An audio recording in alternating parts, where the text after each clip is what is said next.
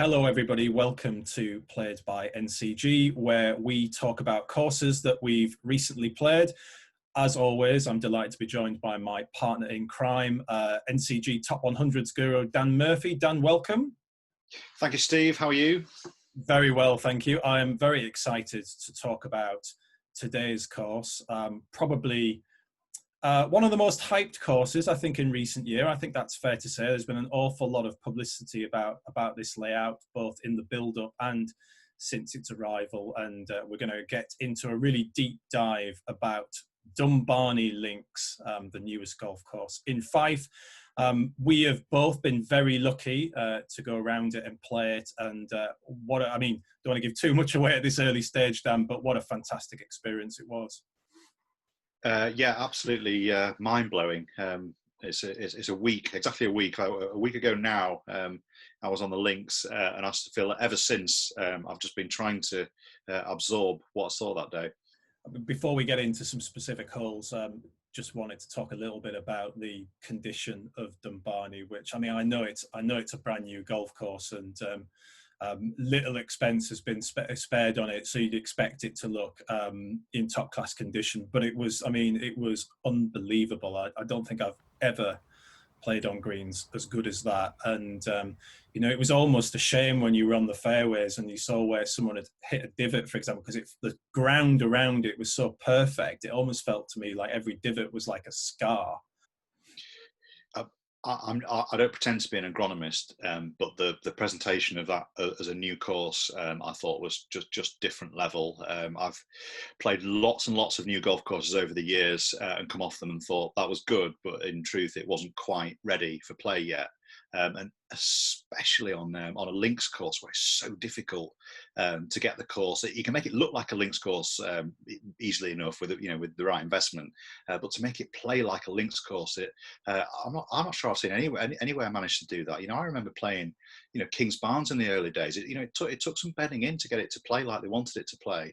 And I just hold my heart to the team at Dumbarnie. They have done the most incredible job, because when you were on that course, in terms of when you're around the greens, when you're chipping and putting, you are not thinking you're on a new golf course. And indeed, the challenge of stopping the ball with your approaches, when you're not playing into the wind, is one of the biggest challenges of Dumbarnie. And that, I'm not sure I've ever seen that on a new golf course before.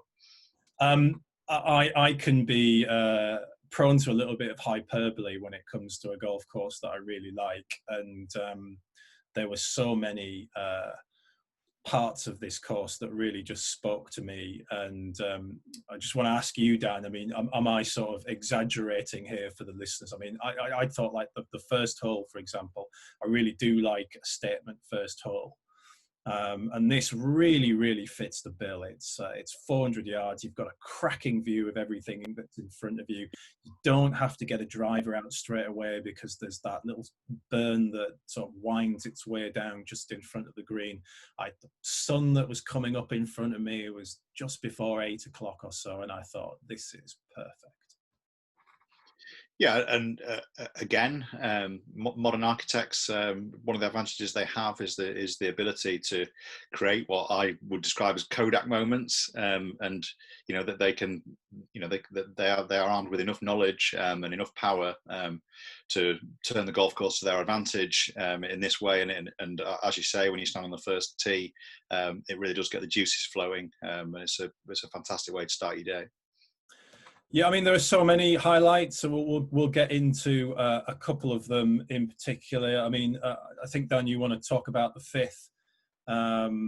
Interesting hole in the sense that split fairway, basically, an easy line and a harder line, if that's the best way to put it. I must confess, when I walked the property before playing the golf course, it was the only part I wasn't quite sure about, because I just thought, well, you'll never play to the easy side, and then, if that's the right word, easy side.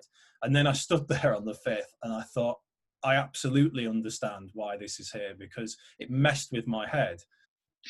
Yeah, so just to paint the picture, you have a split fairway with some fairway on the left that's a bit narrower, a very generous piece of fairway to the right, and then an enormous, I guess you describe it as a sort of waste bunkering in the middle. So you're effectively tempted to take the direct line. The hole is a little dog leg right to left, just goes uphill a bit. So the temptation is to hit towards the flag that you can see on the hill in the distance, which is down the left, but there's obviously much more room on the right. So I think this is where you need to be playing off the right tees relative to your ability. So that, to me, I've played that hole once off tees that were pretty far forward for that given day. So actually, and this would probably anger Clive Clark, the designer, we were able to just cow it over the bunkers and basically aim at the whole thing from the tees we were off. Now, clearly, in different weather from different tees, that might be a very different choice. I'm a sucker for a good par 3, as regular listeners will know, because I always talk about the short holes, and we have a collection here that are just incredible, really. I know the 8th, which is the shortest of the 3s, if I remember rightly, is the one that gets all the attention because, as you talked about, Dan, earlier with Kodak moments, I mean, it really is stunning looking hole. It sort of, the tee's elevated, and you can see all out towards the water in front, and it's, you know, it's a really nice green surrounded by bunkers. I think there's 4 of them, 2 on each side. But the one that really grabbed my attention actually came 2 holes earlier and was the 6. A bit more of a challenge in the sense that it's obviously longer, 184 yards off the black, 165 off the blues, but there's a lot of trouble to go over before you get to the green, and then that green's not easy to hit, is it? No, it's really not. It's a hole that sets up beautifully, isn't it? You know, it's all in front of you. You have the sea behind the green. You're exposed to the elements. It's ticking most of the boxes that you'd want off a seaside par 3. I'm going to talk very briefly about 10 because it's an approach shot there that I really like, and not just because I birdied the putt and came off with a 3 on one of the, oh look, the stroke index 1, another birdie on the stroke index 1 then. But that second shot, that approach, is everything that I like about golf. It's the test that awaits you was, for me, it was a 4-iron into the wind, which was quite a wind at that point, over quite a bit of water, and if you take the direct route to the green, you're flirting with that water quite a lot. Yes, and I like that part of the course because you're right down on the flat, near to the sea. You can kind of hear the sea. It's a lovely part of the course, isn't it? Yeah, there are a couple of other holes I think that you particularly wanted to talk about, Dan, as well. Yeah, I was going to talk about the 13th par 5. I just think it kind of summed up a lot of the Dumbarnie vibe. I think when you get an ancient links course, you often, not always, but you often get quiet stretches of holes where the land, that particular piece of land, was not especially thrilling. And there's nothing wrong with the holes, and sometimes they're pretty subtle, very good for being subtle, but they're not ones that linger in the memory. They're the kind of holes that when you're trying to remember them afterwards, you accidentally meld 2 of them into one. And Dumbarnie is just not like that. You know, again, we talked about modern architecture, and you know, there's no need to have these quiet holes. And I just thought, as a whole, it was, you know, I came off it thinking, I have no idea what I should have done or how I would do it differently. I just need to go back and try it again. So it's doglegging right to left. So you off the tee, all you can see is that the fairway is kind of flowing away to the left, but you're not sure whether you can take on a corner or whether it's just play to the angle. There's some bunkers. Obviously, the hole then goes over a little bit of a rough area. The fairway then breaks into 2. You can go way left, and I know this because I did not by any design, just because I happened to hit it left, and still found myself on short grass. And then what I realised, because I was looking across my playing partners who were, I don't know, probably 80 yards to the right of me, also on short grass, and they were going right down the green, and I was trying to hit over some bunkers. And I really couldn't work out how I was going to stop the ball in front of the flag. And one of my playing partners managed to knock it on in 2. It certainly took me 3. He then had an incredibly fast putt just on the angles and just where the wind was coming from, and he ended up very nearly three-putting it for 5, and I almost managed to make 4. We'd literally not seen each other since the tee. He played the hole really well. I'd been all over the place, and I actually nearly beat him on the hole. And so I think that is a really good example of what you're getting at Dumbarnie, which is lots of fun, loads to think about, different ways to do it. Not hugely penal, but it kind of gets you near the green. But it is fun with a capital F, and it's a really strong start, as we talked about earlier. I mean, the third would be a hole that I would love to just play again and again. Elevated tee, slight dog leg to the left, but everything rolls out in front of you, and all of those carefully constructed mounds and the dunes there really do come out strongly. But if we need a strong start, we need a strong finish as well, Dan. And do you think Dumbarnie delivers on that point? Yeah, so 16 a par 3, so it's always nice to have a par 3 late in the round. I always think that's a decent start in terms of course architecture. 17 is another hole that I would have to go and look at again, because it's from the tees I played it off, it was about 250 yards with the wind helping and out of the left up a hill.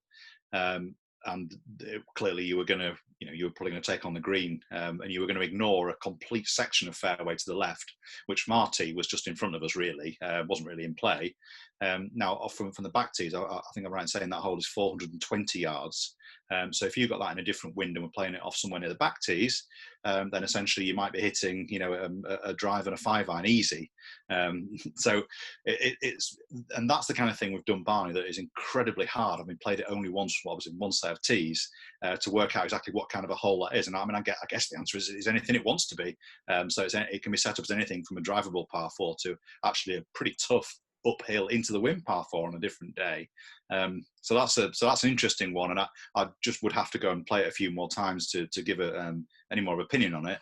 And we've had different experiences of that hole, because I played it from a bit further back, and the wall won't have come into play for you at all then. No. Whereas for me, it was into the wind a bit as well, and it was very much in the consideration. I ended up getting so worried about trying to get over the wall, I ended up snap hooking it left into some rubbish near the front of the wall. So interesting that we had those very different perceptions, and it also gives you a sense, doesn't it, of how flexible the course can be.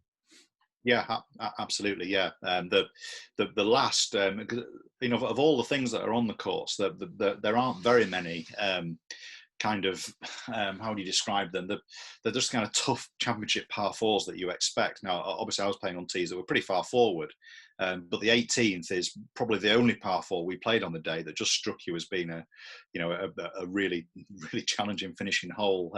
Reminded me a little bit of the last at Kingsbarns, the way it falls down in front of the green and then rises up again. So you've got to carry it all the way.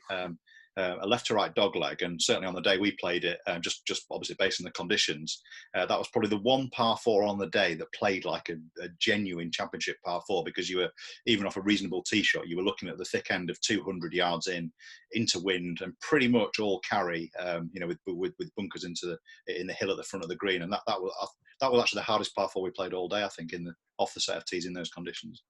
Yeah, and angle is important as well, isn't it? You've got to get it down the left-hand side, really. Otherwise, not only have you got a couple of bunkers that are coming into play off the tee, I got the sense, I was on the left-hand side, so I was lucky, but I got the sense it was a much harder approach from the further right that you went. Yeah, I think you're probably right. It just felt like a hard hole on the day. Thanks for joining us on Played by NCG. Thanks again, Dan, for your valuable contributions, and we'll see you again sometime soon.